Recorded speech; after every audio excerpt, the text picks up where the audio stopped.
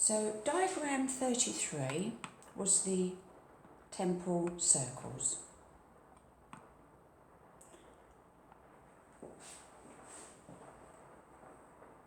From the front, we know that those were lifting up and back, not forward where you're dragging the client's face down. Everything is about lifting. So the butt of your hand goes here and turning. We did 6 of those.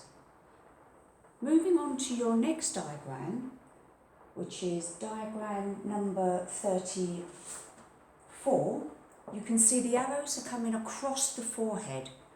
The arrows are coming out. So from this position, you would find the ridge of the nose, because you do not want to tilt your client's head back so that you can look. That is doing harm to their neck. You want to keep the head in neutral at all times. So the client's head is quite nicely resting on your upper chest here. So you're using touch to find your placements. So the best place to find the first placement is the ridge of the nose, and you can see the arrows are coming out. So we're draining out, move one, slightly further up, move the other one to drain out. We're going to do 4 lines. Each time the ridge of the nose is your guide.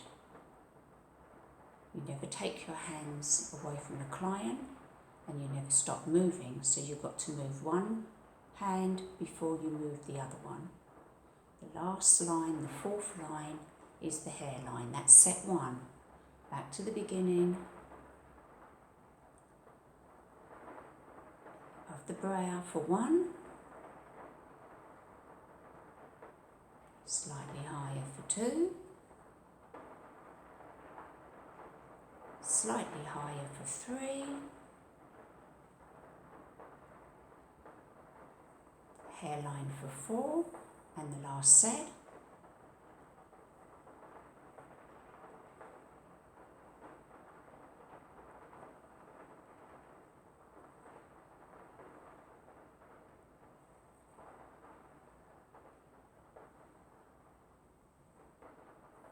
Now your next diagram is showing little circles from the ridge of the nose upwards.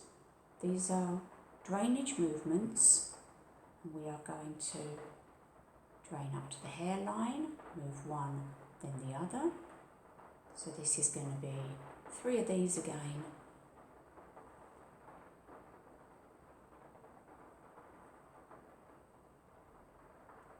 And then we're on 36. 36 has got dots going all around the face, but there is an easy way of doing this systematically. The first set, as we are already on the forehead, are going to go up in a straight line. 4 pressure points, come slightly out. 4 pressure points down and slightly out. Now this is firm pressure, you're on the frontal bone. If you're not firm, your client is having no effects from this at all. So that's the forehead that you can see, all those dots. Then you will see that those dots come around the eye.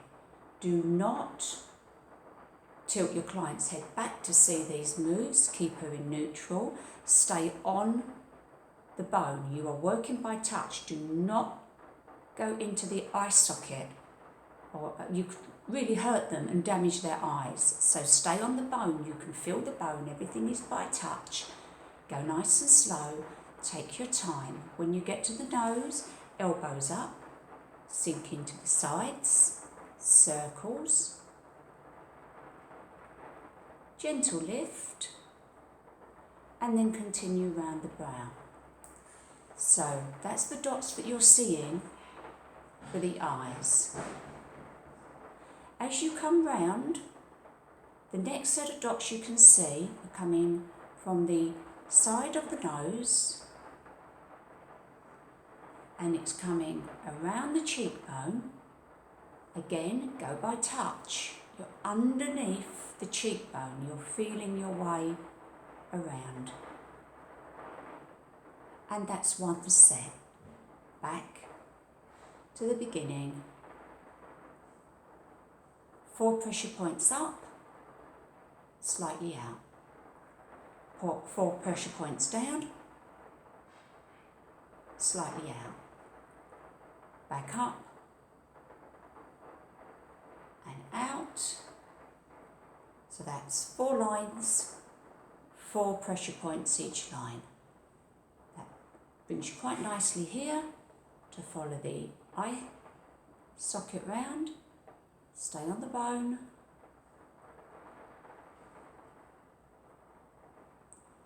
When you get to the nose, elbows up, circles. Continue round.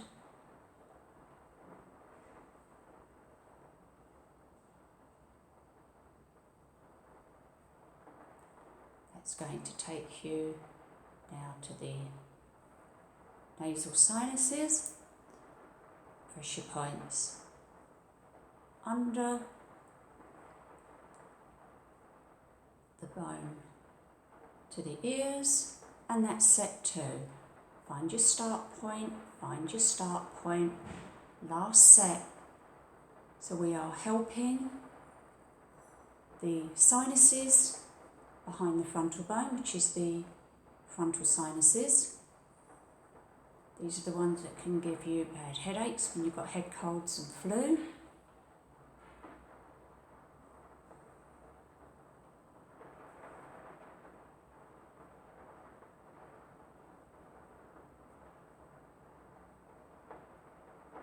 And then we are working around the eye sockets.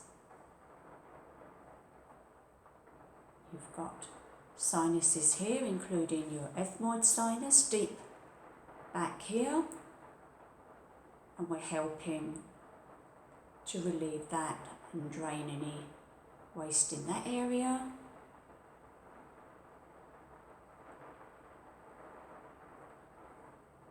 And then when we get to the nose, we've already discussed that you have your nasal sinuses which drain out all the way along here. So there's a reason for every pressure point we make. So that's brought you to the ears. Quite naturally, you've ended up on the ears. And you can see now that number 37 is massaging the ears. So you're using your thumbs to massage the base of the ear, and then as you come up, separate and open the curve of the ear and massage all the way up. We're coming down for number 2. There's a lot of sensory nerves in the ears. It's very relaxing to have your ears massaged and very, very beneficial.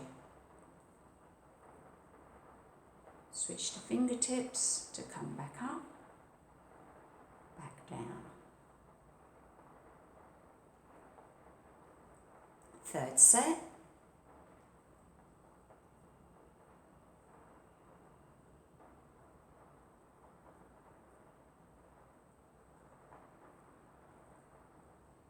And this move brings us back down, so I can quite easily, for diagram 39, come behind the ears, keep the client's head in neutral again, and circle all the way down from behind the ears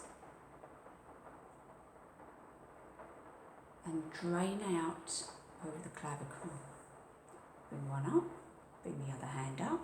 From behind the ears, you're just circling downwards. We're pushing and applying pressure to an area where we want to push all the waste toxins and lactic acid, anything you've broken up in the face, we are now dispersing down to the nearest lymph nodes. And third set, circles.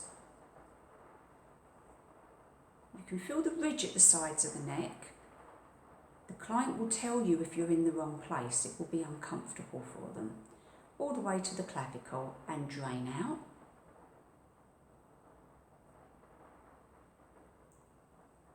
Number 39, keep in contact. Chin brace for 1, keep contact. Chin brace for 2. Chin brace for 3. Number 40, 1, 2 and 3. Keep in contact. You can see that number 41 is showing you dots, and we know that dots is placing hands. There's dots on the neck, there's dots on the forehead, and there's dots on the crown. When we do the theory, you'll know that these are your balancing points for your chakras, and you will know the colours and what they all represent. But for the practical, you need to know the 3 colours, and you need to now place the hands just hovering, one on the crown, one on the throat chakra, and you allow the client to just relax.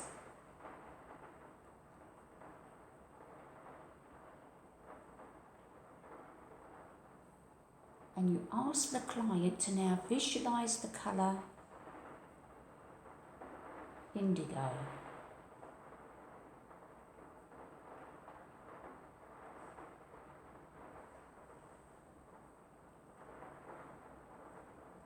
Visualise the colour sky blue.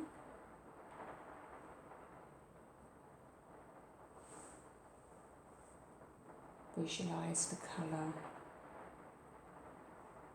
white or ultraviolet.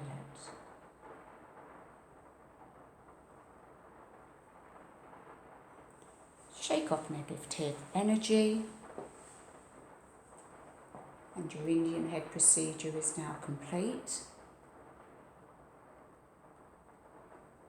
At this point, the client needs to come around. She could actually be sleeping and sitting up. It's not unusual.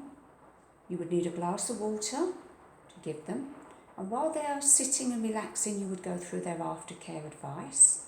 The aftercare advice is going to be very much concentrated on the hair and scalp. So you would have ascertained by now the hair type, the skin condition, and you'd be given advice on shampoo and conditioner that would match that.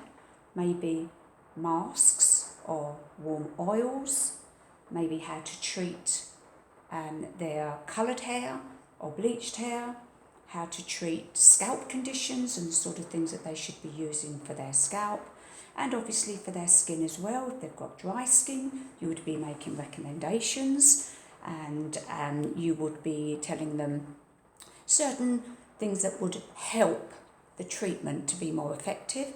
So relax for the rest of the day. If you can, keep the oils on your skin.